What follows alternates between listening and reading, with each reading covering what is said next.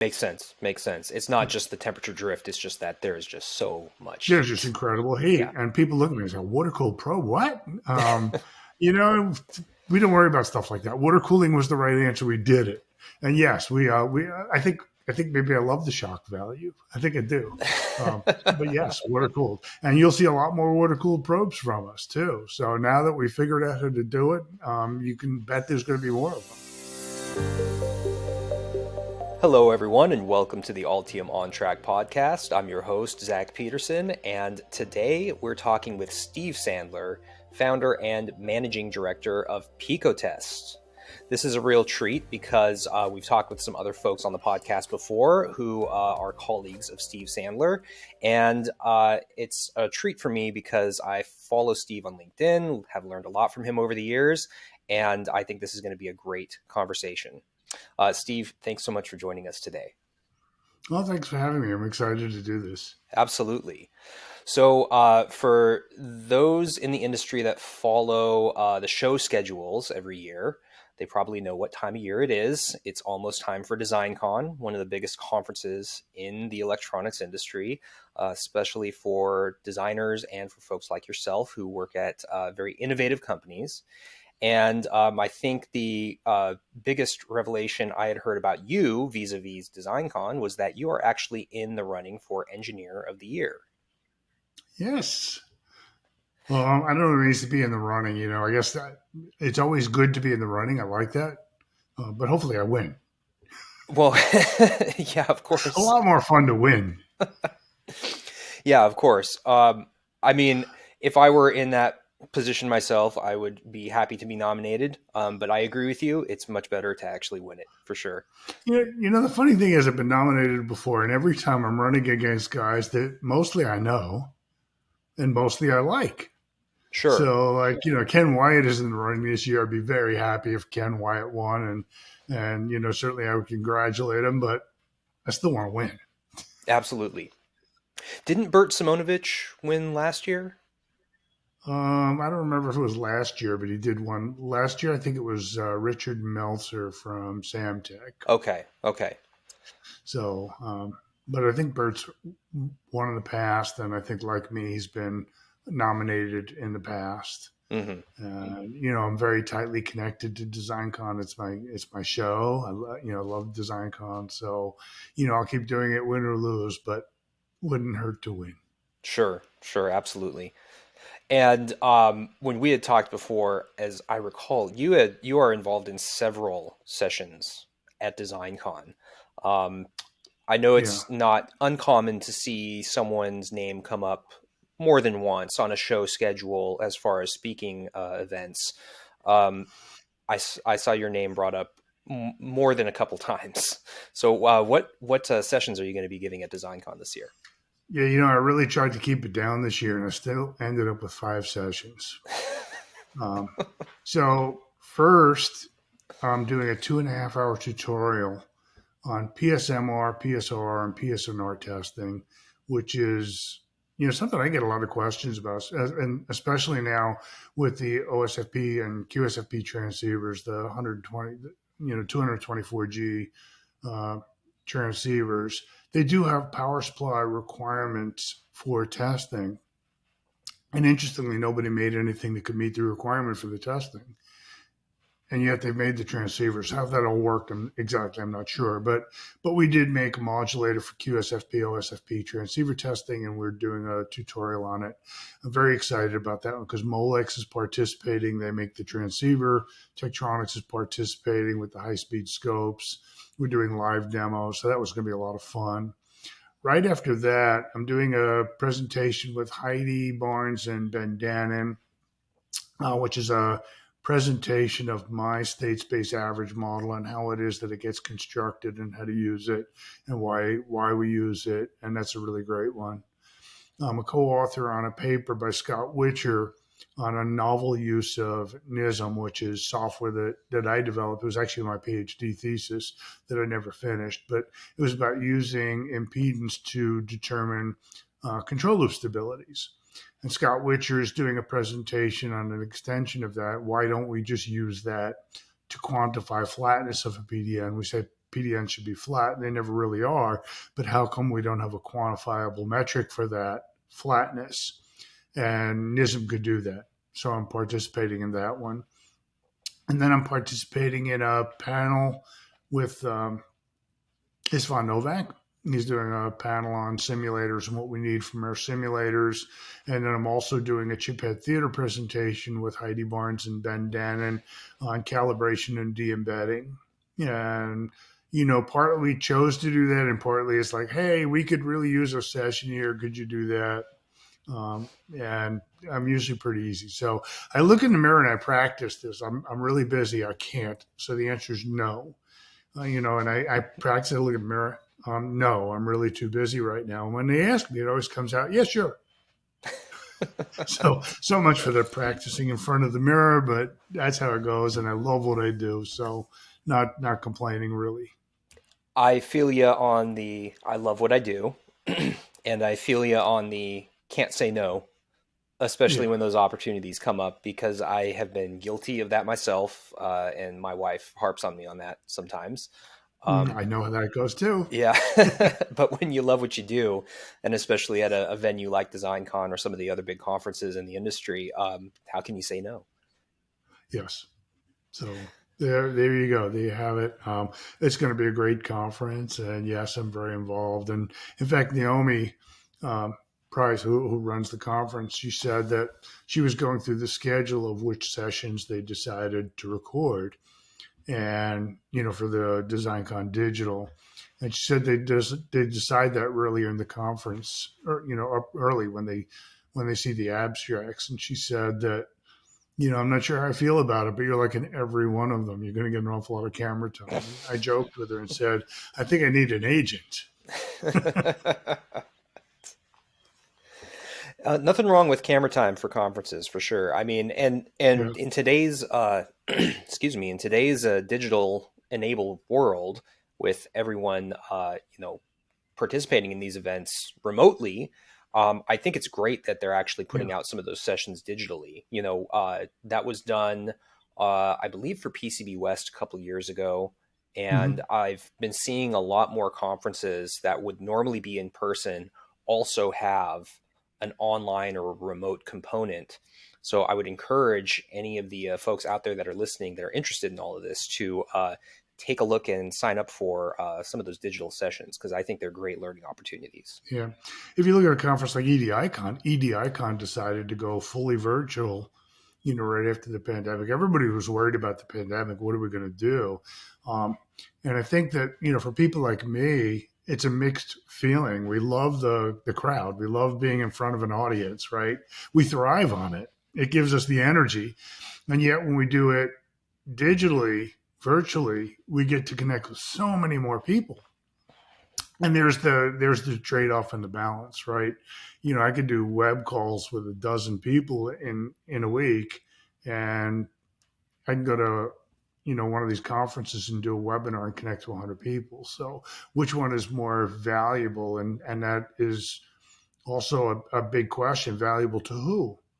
Right? The people that were in the audience at DesignCon, they saw value in the fact that they were live. Me, I saw value in the fact that I had a real audience that I was talking to. The virtual audience is saying that they wouldn't have been able to go to the conference. So they have the value of the fact that they now get to attend a conference that they wouldn't have been able to attend otherwise.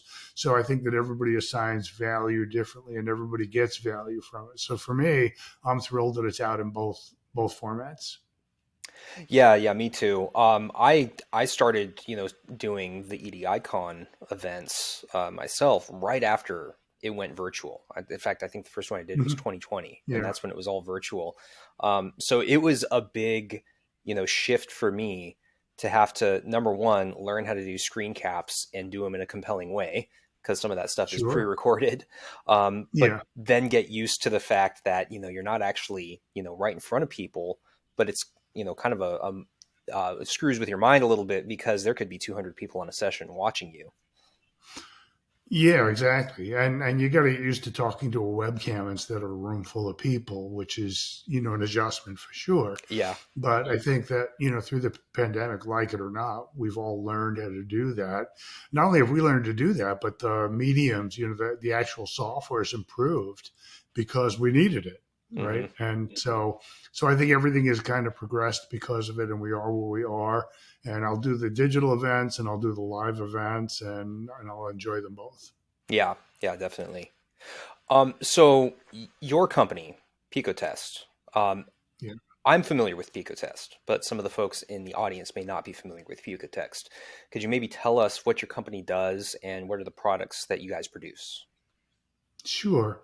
So I founded Picotest in 2010. I was actually retired, and I got a little bored. I got remarried. My wife went back to school. And I was like, I need to do something.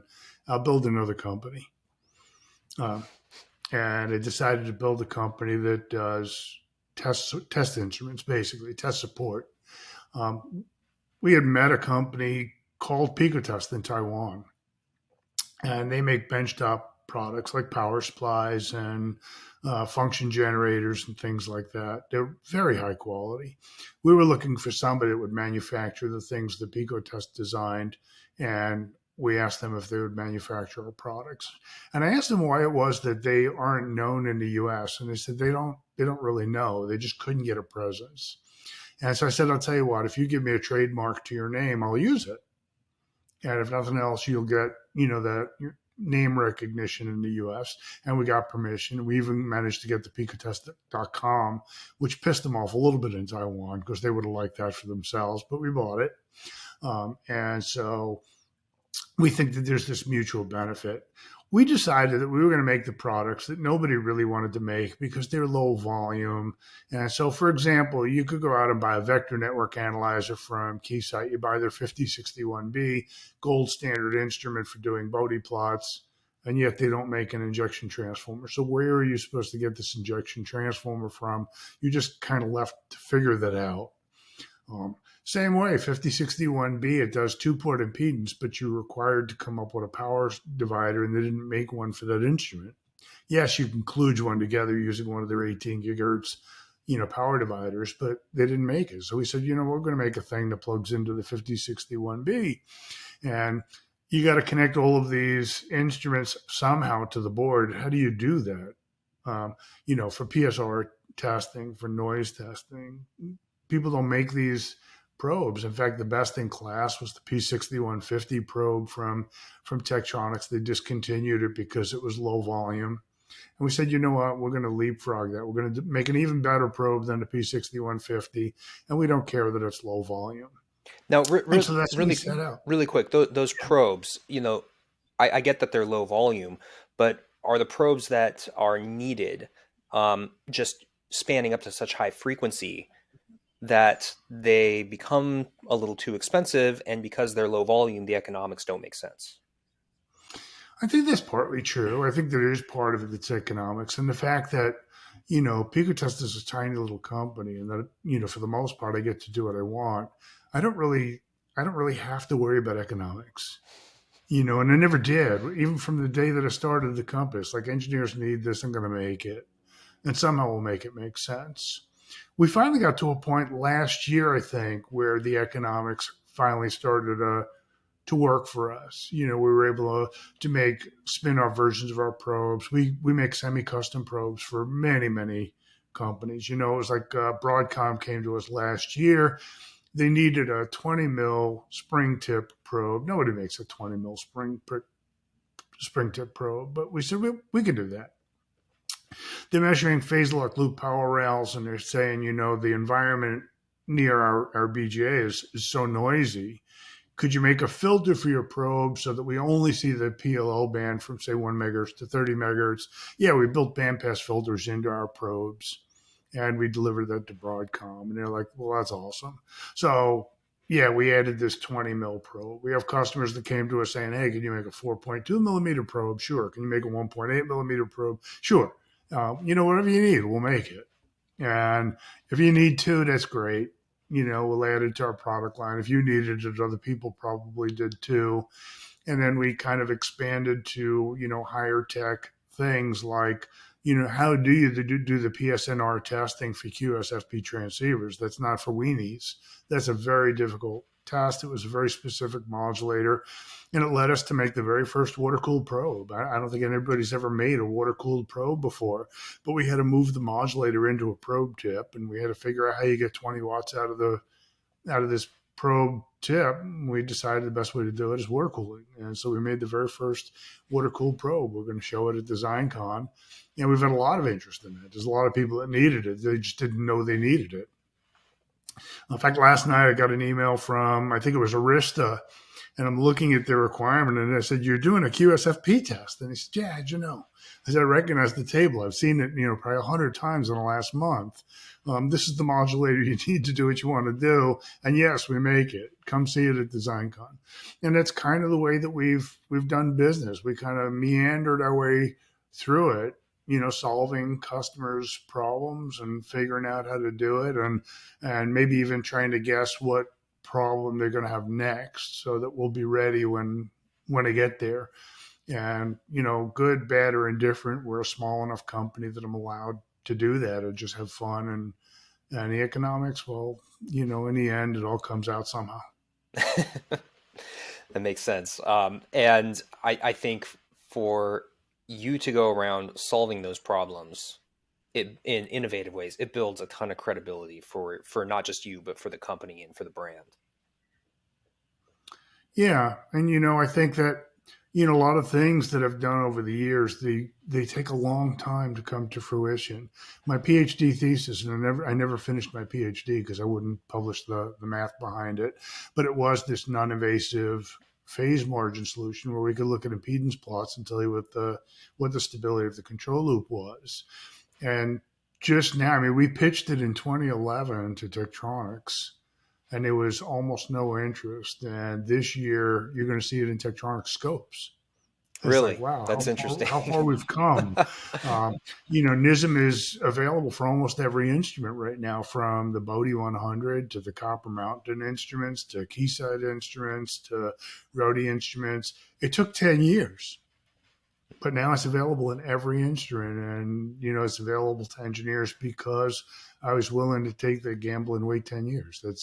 That's how it happened, right? And 10 years ago when I did it, everybody told me, you're just ahead of the curve, and that's true. But it's where I like to be.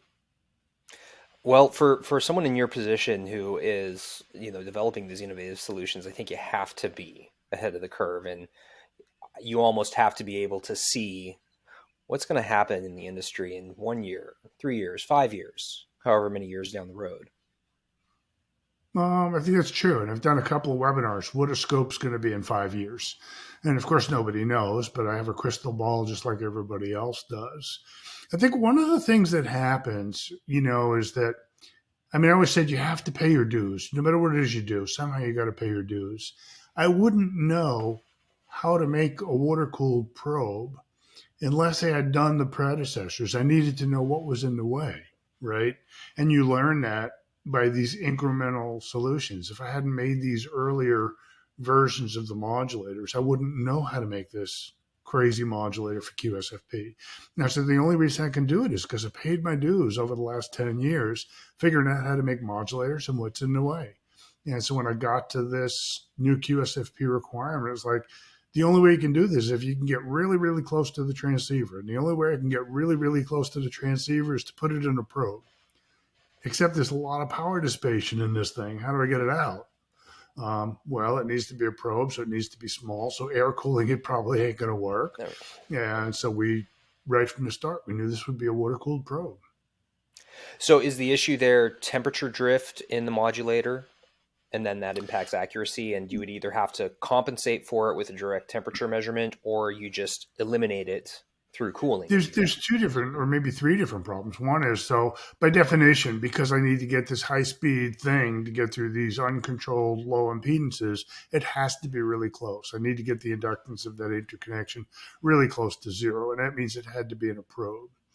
The modulator itself is a gallium nitride element, so we do want to try to keep that temperature stable so the resistance doesn't drift and the voltages don't drift and all of those things. But there's also an incredible amount of heat, right? There's about 20 or 25 watts dissipated in this tiny little gallium nitride element that's sitting in the probe chip. How do you get the 25 watts out? You got to blow a lot of air through it, and air cooling of something that small is really inefficient. Or you make a manifold to attach to this tiny little gallium nitride element, and you pump water through it to keep it cool. And so that's what we did. We put it in a probe chip so you can get really close, and we put water cooling in it so that we can keep it cool enough to run. Makes sense. It's not just the temperature drift. It's just that there's just so much. There's just incredible heat. Yeah. And people look at me and say, water cooled probe, what? We don't worry about stuff like that. Water cooling was the right answer. We did it. And yes, I think maybe I love the shock value. I think I do. But yes, water cooled. And you'll see a lot more water cooled probes from us too. So now that we figured out how to do it, you can bet there's going to be more of them. Very cool. I want to go back to the non-invasive stability just for a moment, Sure. if you could. So earlier you had mentioned that it is a measure of, I guess, two things, right? First is stability of the control loop, but then you had also brought up PDN flatness. Right.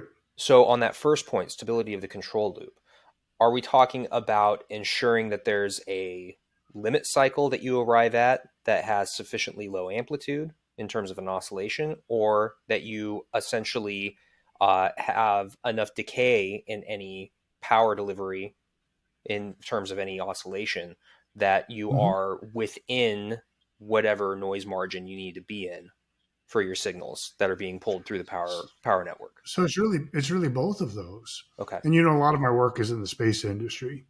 And you look at these new voltage regulators, a lot of them are even PMICs. I got one chip, it's got a bunch of power supplies in it, and all we get to see is the output cap. But in the space world, we're really concerned about the stability of the power supplies. We've got to make sure they're not oscillating. We've got to make sure they have good responses.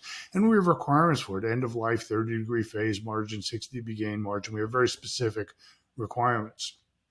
But if you can't measure a Bode plot, how do you do that? There are people that have written about the relationship between Q and phase margin. In fact, Ericsson and Maximovich, in their book, Fundamentals of Switching Power Electronics, they actually did a derivation of the relationship between Q and phase margin. Unfortunately, they did it from an internal path of a series loop, and we can't access that from the outside. We can only access the impedance measurement, which is a different Q. And so my goal was to figure out, how do I determine Q from outside the power supply accessing only a capacitor? And I did that. Once I did that, how do you get from that Q to stability margins? And how do we get from stability margins to phase margin? And that was my thesis. And I didn't finish my thesis for two reasons. One is that I was going to Reading University in England, and they closed their control loop course. So I would have had to pick a different topic, but also because I wouldn't publish the mathematics behind NISM. But NISM was based on, let me figure out what the Q of this measurement is. And once I have the Q of that measurement, I can use that to determine stability. When we get to flatness of a control loop, it's actually a little bit simpler. We need to know what the Q was. We don't actually need to transform that to anything. We just need to know what the Q is. And so we can use Q to relate to, what does that mean in terms of flatness of my PDN? And that's the work that Scott Witcher did. And Scott Witcher's doing a paper at DesignCon, which I'm a co-author of, that looks at how do we quantify flatness of a PDN by using that measurement. So a couple things here, right? When you say flatness of the PDN, is this inclusive of the board and the chip, or just on the board, chips, decoupling caps, everything, right? Everything. And so, if I go measure near the ASIC, how flat is that impedance? We keep talking about the fact that impedance has to be flat. And it's a decent question to ask. How flat is flat? When you say flat, what does that mean? How do I know if I meant flat? Flat is a there's a Q measurement, right? If I look at Q will tell me how far I am from flat. We may not know what a reasonable requirement is. We kind of defined it, and I think Scott Witcher may mention this in his paper. We said you should have a Q that's less than 2. And where did we come up with 2? It wasn't entirely arbitrary. We say that in stability of control loops, we're allowed to have a 30-degree end of life stability. If you work through what that means in terms of Q, 30 degrees is a Q of 2. Okay. 6 dB gain margin is approximately a Q of 2. So if we're saying that a Q of 2 is tolerable for stability, then a Q of 2 should be tolerable for a PDN. And so we're going to throw a number out there, and we're going to say you should always have a Q less than 2. Maybe some will argue that's too conservative. Maybe some will argue that's too restrictive, but we threw down the gauntlet and said that's our definition. You should have a Q better than 2. Scott Witcher is saying whatever it is, we can quantify it. We can say that, we looked at this PDN and it's got a Q of 1.5. It's got a Q of 3, whatever it is. We now have a quantifiable number using NISM. NISM gives us that number. And so assign what you want to it as the limit. But the methodology of NISM actually is an interim measurement, tells us about the flatness. And we should use it for that. And I think it's a good paper. Scott did a lot of work on it. I think he did a great paper. So now I have 2 questions to follow on to this. Okay, so one is about target impedance, and then another is about an alternative metric for flatness of just a complex function, let's say in the frequency domain. So let's talk target impedance first. So, so a lot of literature that you might read on PDN impedance talks about like a target impedance. And essentially, as long as you are below the target impedance, you're good. That's usually what the guideline kind of boils down to. Let's stop there for a minute, because I did a paper for DesignCon, and I believe it was 2015, on target impedance in rogue waves. Mm-hmm. I remember that, actually. Okay, so it was very controversial, but one of the things that I said is that target impedance doesn't work. Target impedance only works if the PDN happens to be flat. And the example that I used was to create a rogue wave. I said, so let's create this target impedance. I think it was 120 milliohms. And I'm going to have 3 peaks, 3 resonant peaks, and they're all going to be below that 120 milliohms. In fact, they're right at the 120 milliohm limit. And then now, okay, so I'm at the target impedance requirement. Let's see what transients actually look like. And I created this rogue wave that was a monster thing, right? And I said, okay, so that didn't work. And so if you wanted to look at target impedance, you'd have to say, my target impedance has to be below the summation of all the resonant peaks in a PDN. Right, so if I add up all of the resonant peaks, they have to be less than target impedance, or target impedance has to be flat. And if you meet the flatness requirement, target impedance works great. If not, then you need to be below the summation of all of the resonant peaks. And so that becomes very cloudy for people to deal with. Now, how do I know how to set the target impedance? Because I really need to see how many resonant peaks I got first. And yeah, it's complicated.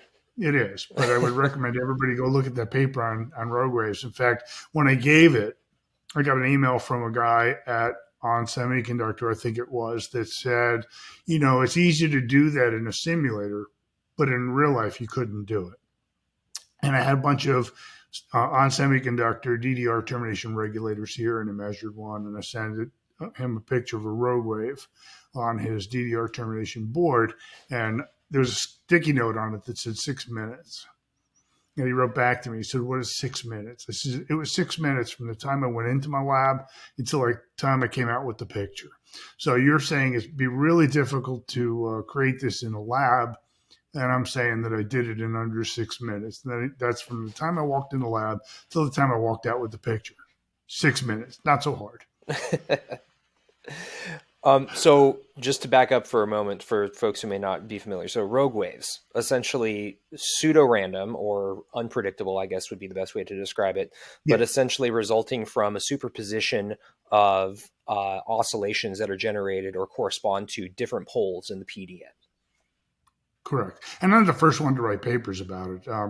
Dr. Chang at San Diego University had done a paper even before I did. You're right. They're extremely rare and they're very conditional. So, in my paper, what I showed was 3 different resonant peaks, and I showed the mathematics of how it is that they work. And yes, you would have to get this waveform that created exactly the right digital pattern at exactly the right times to get the superposition. But if you achieved the superposition, if I remember right, we went from a step response of 43 millivolts. I'm getting this off the top of my head. I think it was 43 millivolts. And the rogue wave was roughly 570 millivolts. So this crazy wave was 15 times what we would have expected from a step. Mm-hmm. Could it happen? Of course. Is it rare? Of course. I think Heidi Barnes said if you look at a gigahertz CPU, if your odds are 1 in a billion, it would happen every second. Mm-hmm. And okay, so your odds are lower than that, but let's give this some perspective. We're creating, a billion patterns a second. Not so hard to come up with one that would create a rogue wave. Well, at that point, it's statistically guaranteed that you will generate one of these within a reasonable amount of time. Yeah, I did a presentation for aerospace, who does the space power workshop. And they told me that in space, they actually track likely occurrences of rogue waves. And they can't prove that it was a rogue wave, but they have these, anomalies that they've seen that they have associated with rogue waves. And they actually track that. I was really impressed by that. Very impressive. And that's something I would not have known that they actually need to track. But I suppose it makes sense because if you have a device up there and let's say one of these rogue waves causes a device to shut down or possibly even fail, it's not like you can just, head on over and replace something or fix it or start measuring it or start probing it or whatever you need to do to figure out what's going on. It's just a matter of getting the timing right. Or the timing wrong, depending on how you want to look at it, right? But if the timing lines up, it's going to happen. I'm actually going to show a simulation in the panel discussion with Isvan Novak, which was my first simulation of the space station. It was the space station going through eclipse, which of course it has to do every 40 minutes. And every 40 minutes, that means you're transferring the power bus from batteries to solar power to, charging. And that happens every 40 minutes. And they did one simulation of it showing that the occurrence of that would likely result in the power bus falling below the reset limit, at which time everything on the space station would reset. Imagine resetting all of the computers on the space station every 40 minutes. Every 40 minutes, yeah. Right. And then I showed a picture of what it actually looked like after they ignored me a year and a half later when they actually got the data. And it looked exactly like my simulation. And yes, it did reset all of the power electronics. And it actually had a little sticky note on it that I'm showing in the DesignCon presentation that said, "Oh crap, can you fix it?" The answer was obviously, of course I can, but my rate just went up. Right. If there's any excuse to raise the rate, I think that would be it. There you go. You should not have waited a year and a half. You should have believed me when I told you the first time. Yeah, now it's going to cost you. Exactly. Yeah. Exactly. So, and it just goes to prove that simulators can be right. Oh, sure. I mean, as long as you know how to avoid the GIGO, right? Garbage in, garbage out. Exactly. Certainly very useful. Start out with proven models and you'll get there, get enough confidence. I often tell people that the reason we spend so much time simulating is so that when it matters, we get it right. And I think about it like, that the plane that landed in Hudson that, Scully amazingly landed. I think he's the first one that ever actually successfully pulled off that landing in water. How many hours did he train to be able to do that one thing that was so rare that and that nobody's ever pulled off before? He spent all of his time in the simulator preparing for this event that would likely have never happened. And the one time it did happen, he was able to do it. And it's the same thing with our simulators. We do it so that when it matters, we can count on getting the right answer. That's why we do it. Absolutely. So just to return again to PDN Flatness. So one measure that you could use to determine the flatness of a curve generally, whether it's a real valued function in frequency domain or if it's a complex function in the frequency Mm-hmm. domain, is something like an LP norm. So an LP norm is essentially equivalent, well, when you do LP equals 2, that LP norm is equivalent to essentially RMS error.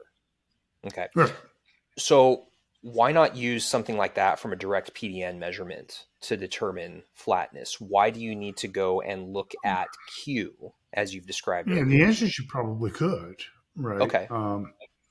But in the Q, we're looking at that deviation, but we're also looking at how fast we approach that deviation, right? And how fast we go through that derivation determines how large the peak is. We could take an average RMS error, and that can be a very narrow, very large excursion that results in that error, or it can be a very broad, wideband error that's much smaller, but you'll get the same RS value, and they're going to get different responses. So Q uniquely gives us that derivation, but it also tells us how fast the derivation occurs.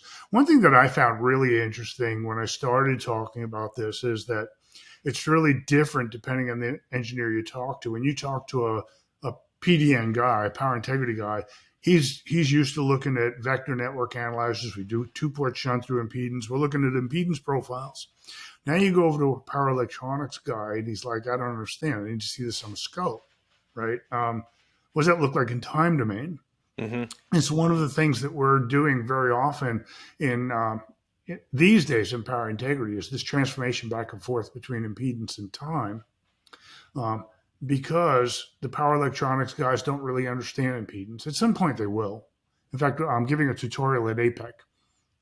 And so hopefully, we'll broaden the horizons of both the power integrity guys and the power electronics guys to bridge that gap a little bit, right? Power integrity guys don't really understand power electronics.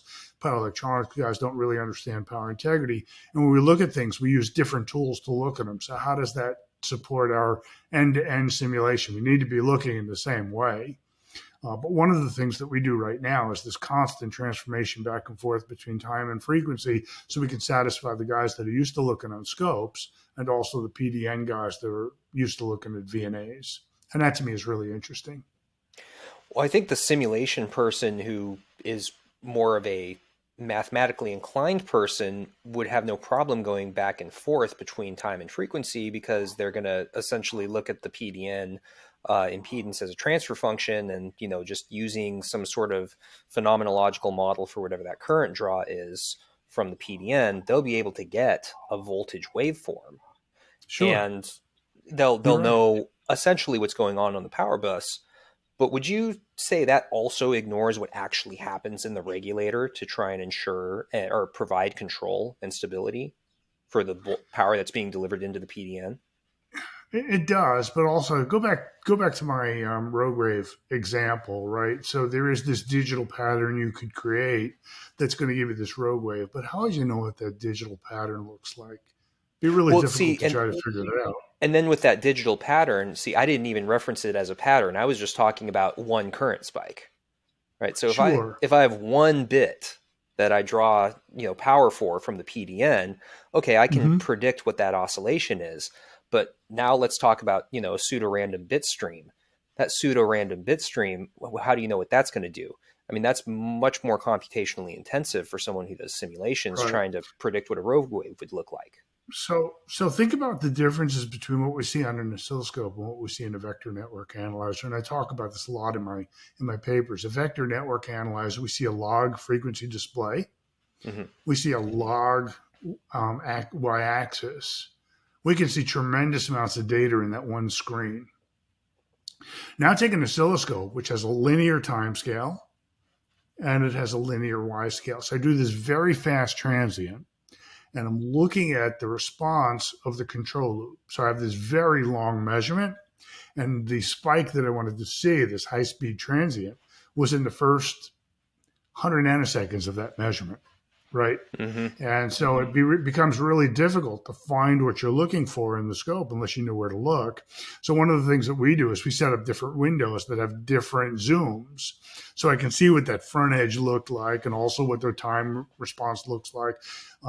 This is really interesting too, because when you look at the stuff that Heidi Barnes does in simulation, and I work, a lot with Heidi Barnes, her time domain pictures have log X scales. So that she can actually see that short-term thing and long-term thing. We can't do that in the oscilloscope, but in the simulator we can. And yes, the Y scale is also linear, making it really hard to see different, amplitude responses. If you set it for a big response, you can't see the little ones. If you set it for the little ones, the big ones are off screen. So Heidi does her simulation. She can do log scale time domain plots. And it looks a little bit odd at first because we're not used to seeing that. But eventually, it's one of my things that I say about what happens to scope in 5 years. In 5 years, scopes will be able to do that because they have to. Sure. So looking on the log scale like that, you would then be able to say, identify the fastest transients that are associated with one of the poles in the PDN. And then Correct. By looking at that one pole in the PDN, you could say, hey, I want to attack this pole by changing my design. And you could then make some determination as to what the most appropriate approach is to do that. Absolutely. And when you see that very fast first transient, right, it's really fast and it's really narrow, then you start to think about, well, I can also see the ringing from the control loop, right? I did this step and I see the spike and also see the ringing, and now rogue waves start to make sense. What would happen if I could move that spike over so that it occurred at the same time I had that dip from the control loop? Could I do that? So that they can cancel each other. They could either cancel each other or they could superimpose, sure. Right? You can go either way. Depending on the phase. But now it starts to make sense. If I just move that over so it occurs during one of those dips, holy cow. Now they become additive, and I got this dip that's twice as big or 3 times as big. Could that actually happen? And that's the whole thing behind what does it mean to make a rogue wave? It means just moving those things along the x-axis so that they occur at the right times or the wrong times, depending on how you want to look at it. Frequency domain, it's really easy to see that because we can see these resonances in this log scale. And if you could do that in an oscilloscope, you'd be able to see that just as well. The reason we don't is because the oscilloscope has a linear time scale and a linear Y scale. Sure. I understand. That's extremely interesting, though, because you've already picked out the next innovation in scopes, and it seems like it's something that should be so simple to do. I mean, you can put stuff on log scale on any computer. I mean, hell, you have data on your phone, and you can, if you have an app on your phone that's visualizing data, you can put it into a log scale. For sure. But why you could do it in a simulator? You could do it in a scope. Yeah. And these scopes today, these scopes have incredible horsepower. My Tektronix MS06, it's a monster thing with incredible graphics capability and incredible, processing capability. So could you do it? Of course. Why not? Because not enough people have asked for it. Really? It's that simple? Why haven't people asked for it? Because they didn't know to ask for it. And so you end up with this circular reference, and that's how I keep ending up 10 years behind the curve. It's because I know we need to be able to do this. Nobody else does. I convince a bunch of people, and 10 years from now, they go to Tektronix and say, whoa, we need this thing to do log displays. And Tektronix says, wow, there's a lot of people asking for it now. I think I should do it. It's amazing how the demand has to pull on that to get that to happen. When it's something that should seem so simple, why didn't they just include it as an optional feature? So this goes back to my company. I don't have shareholders to answer to. I don't have investors to answer to. I can do whatever I want. When you get to be a Tektronix, they have investors to answer to. So it really comes down to cost and return on investment. So the question always is, if I spend the money to do this, and it does cost money for the programmers, then what is the return on investment? It has to have a return on investment. For me, I don't have to have a return on investment. For Tektronix, they do. If I can go poll a bunch of customers, I go, to get Apple and Google and Meta or whatever to say, hey, we need our scopes to have log displays, you can bet the Tektronix would do it. Makes sense. Makes sense. And then, of course, the rest of them are going to follow along and try and get some of that customer base. Yes. In the meantime, in ADS, it's pretty simple. Most scopes, you can export the data as Excel. And if you want to do it in Excel, you can make that display log. So it's not that you can't do it, it's just it takes work. Well, it'd be so convenient to be able to just do it right there on the scope instead of Of having course. to stream the data over to a computer and then you have, a data logger on your computer doing it. Or like you said, I got to export the data, bring it into Excel, convert it, look at it, make a decision, go back to the scope and do it again, where it's just much easier to see it all live. We are starting to learn that. I mean, why is it that oscilloscopes now can do Bode plots and they can do PSOR measurements, and now we can do impedance in oscilloscopes. And very soon, Tektronix is going to show they have NISM in the oscilloscope. What's the motivation there? The motivation is I have this one box sitting in front of me. It's a very expensive box. It takes up a lot of room on my bench. I understand the GUI. I learned how to drive this thing. Why can't it do everything? That's why. That's the single box solution. That's what engineers are asking for, because there's not a reason that this box can't do that. And they're right, it can. You just need the impetus and you need the desire, and I'm pushing really hard on it. And Tektronix is one company that's really responsive to it. So when it comes to adding these new features to their oscilloscopes, even TDR. They're like, all right, you want to do this? We'll do this together. Let's do this. And so we have the 10 gigahertz TDR in their scope. We have the impedance measurements. We'll have NISM. We have Bode plots. We have PSR. There's very little that we won't be able to do in that one scope. Very cool. I mean, I guess it eliminates the need to have a very cool looking rack full of instruments if you just have a one box solution. I was at one company, a big computer company, and they told me that they love our Bode 100, but they also hate it because it's so difficult to get to. And I said, what do you mean? And they said, all of us have an oscilloscope on our bench. It's dedicated. It's mine. It's always there. And when you buy something like a vector network analyzer, it becomes a shared resource. It goes into a community pool. You got to go sign it in. You got to sign it out. Maybe it's available. Maybe it's not. Then I got to carry over to my bench. And then I got to get it all connected, and the USB cables and all the stuff. It becomes a pain. And I was like, really? That's the problem you have with the Bode 100 is you have to go get it? And I said, yeah, if we all had them dedicated on our bench, we'd love it. But now it's a shared resource. And I was like, wow, that's nuts. I had a company that asked me if I could do a Bode plot with less wires, connecting. And I said, why? And they said, because if you look at the wiring in our bench, it's really, really crowded. We have room for 2 wires, but we don't really have room to snake through 4 wires. And so you're going to change how we do Bode plots so that you can account for the fact that you got no room on your bench. And essentially that's the answer. Yes. So, my job is to allow them to make the measurements they need to make. That's my job. Yeah. And so however it is I do that, I keep pulling rabbits out of a hat, and I figure out how to let them make the measurement they want to make the way they want to make it with the limitations they've got. And very often that's kind of compressing us to this single box solution. They have it on their bench. They're asking to spend a lot of money on this instrument. They need to justify it. And all of these things help them justify that. And that's great. If that's what it takes, you bet. Absolutely. We're getting a little up here on time, but before we run out of time, I actually wanted to ask you to maybe jump into the state space model that you mentioned earlier. And maybe if you could explain what this is, what it's attempting to quantify, things like this. Okay, I can do that, and I can do that relatively simply, I think. And this model, just for perspective, it's 30 years old. I wrote this model before 1990. I published it for the first time in one of my books in 1995. And the goal was really simple. How do we do fast simulations in the frequency domain of a power supply? If I simulate a switching power supply, I can turn switches on and off. How do I do an AC analysis of that? So I can measure, for example, impedance. I really can't. And if I could, it would take a really long time to do it.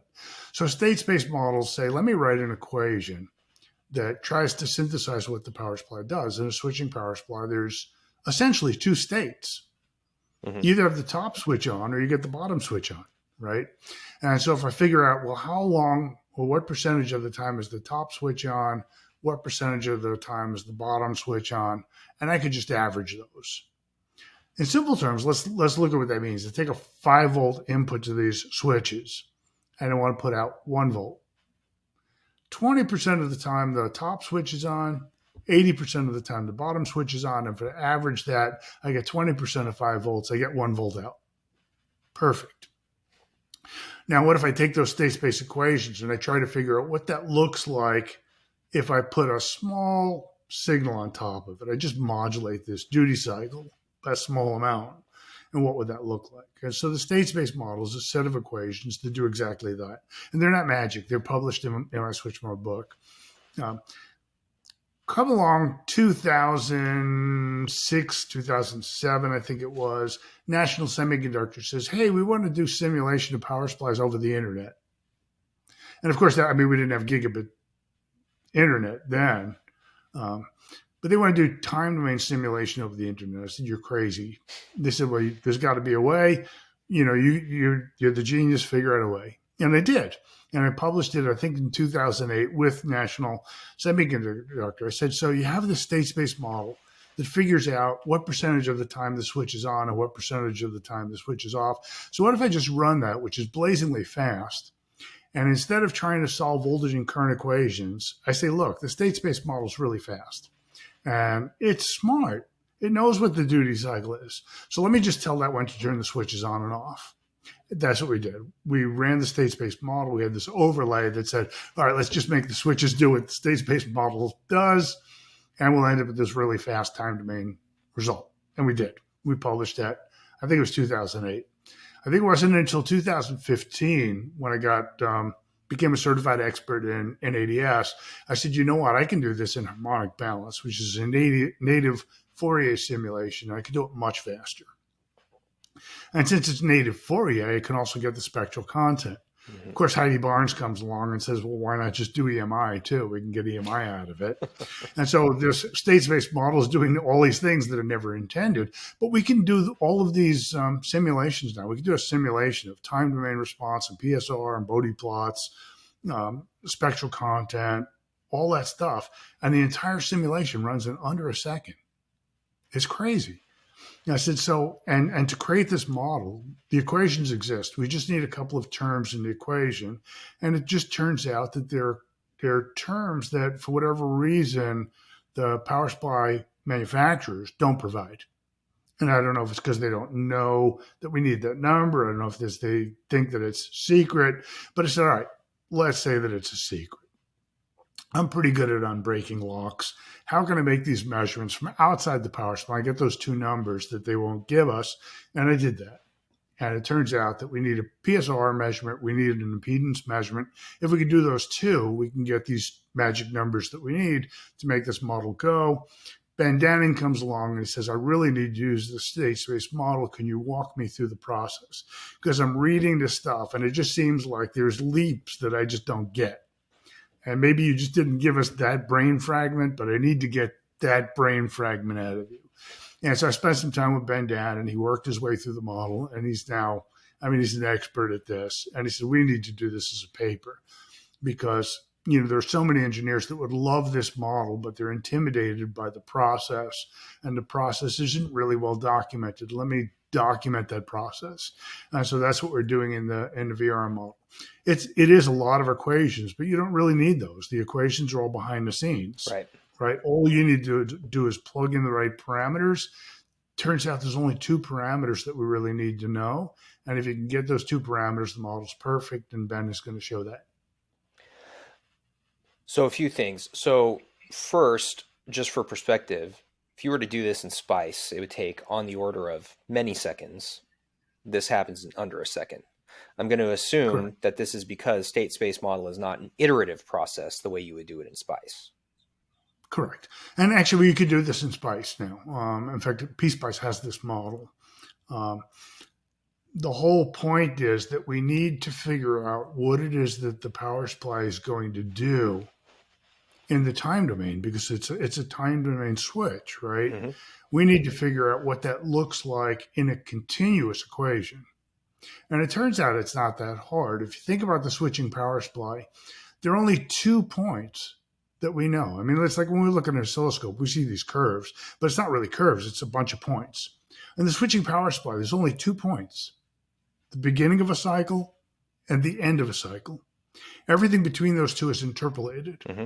So the state-space model says, all right, if I know when the start of a cycle is, and I do because I know what the frequency of it is, and I know what the end of a cycle is, I do because it's the duty cycle, and that is an output of the state-space parameter. State-space parameter says I got 1 volt coming out, 5 volts in, and that means I got a 20% duty cycle, right? And so I know the width of this thing, I know the start, I know the stop, and everything else I can interpolate. The state-space model fills in all of those blanks in a continuous equation that says, okay, now if I perturbate these things, I know it's going to happen in the continuous equation. And if I know what it's doing in the continuous equation, I can give you those 2 time points. And the difference between that and running a piece-by-piece model is that in SPICE, I have to solve voltage and current equations, and I need to pick the time step. The time step needs to be fast enough for the switching frequency. So let's say I pick a 10 nanosecond time step or a 100 nanosecond time step, and I need to simulate a millisecond. Simulating a millisecond at a 10 nanosecond time step, I mean, that's painful, right? Thousands and thousands of voltage and current equations, whereas the state-space model says, okay, so you want to simulate a 100 nanosecond interval and you want to simulate 10 milliseconds, that's fine. I just need to figure out what the states are, and I'm going to simulate 2 points for every cycle. I'm not going to simulate thousands of points. I'm going to simulate 2, start of a cycle, end of a cycle. And I'm going to interpolate those just like the power supply will in between those points. That's the way that this works. That's why it's so fast. Only need to simulate those 2 points, start and stop. Mm-hmm. Innovative is how I would describe it. But right. The other thing you had mentioned, I think you had said that you're modulating the duty cycle in this idea. By right. Modulating the duty cycle, do you mean the amplitude, the pulse width? No, the actual time. Yeah, the actual time. We're modulating pulse width, and we're seeing how that modulation affects the power supply outputs. We're also looking at how that affects the power supply inputs, right? So what would happen if I perturbated the duty cycle and looked at the ripple? Well, conversely, what if I modulated the input voltage? How would that affect the duty cycle? And if that affected the duty cycle, how does that affect everything else, right? So that's I have a bunch of papers on why you need to fully characterize VRM models, because it has so many noise ports, and every one affects every other one. And the state-space model accounts for all of those. But just like everything else, I mean, I wrote this model, like I said, 30 years ago. There's interest in it now. But at the end of the day, the goal here is we want to determine control loop behavior without actually knowing how the control loop works. So we Correct. Can apply these phenomenological perturbations to the output of the control loop, which is essentially just control over the duty cycle. Yes. I see. Okay. And so then once we figure that out, we've unlocked the key to everything, right? Sure, because then at that point you could sweep through different, I guess, magnitude of perturbations on those parameters and really see how the circuit responds. Yeah. In fact, what's interesting in Ben's paper is that, he synthesized the whole power supply by these 2 measurements, came up with the state-space model parameters. And there was one problem that he had. There was a little ringing in the ripple that he couldn't figure out. And he went back and he included the printed circuit board, and he realized that it was a resonance on the printed circuit board. It's always a resonance on the printed circuit board. And the ceramic capacitors. And he added the printed circuit board and matched the ripple perfectly. Very cool. Well, we're getting up. I do know we're out of time. Yeah, we're getting up there on time. But I hope that folks that are listening will head over to DesignCon and take a look at all of these presentations, because this is all so interesting. And me being a math and simulation guy and a physicist, I eat this stuff up. So I love hearing about this. So thank you very much for coming on and talking with us today. Well, thanks so much for having me. It was fun, and I hope to see a lot of you guys at DesignCon. For me, that is like, that's the year special time, DesignCon. Yeah, absolutely. To everyone that's been listening, we have been talking with Steve Sandler, founder and managing director of Picotest. We're going to have some great links in the show notes, including some links to the papers that Steve mentioned. I encourage you all to go take some time to read those papers and learn more about everything that we've been talking about in this podcast. Make sure to subscribe if you're watching on YouTube. You'll be able to keep up with all of our upcoming tutorials and podcast episodes. And last but not least, don't stop learning, stay on track, and we'll see you next time.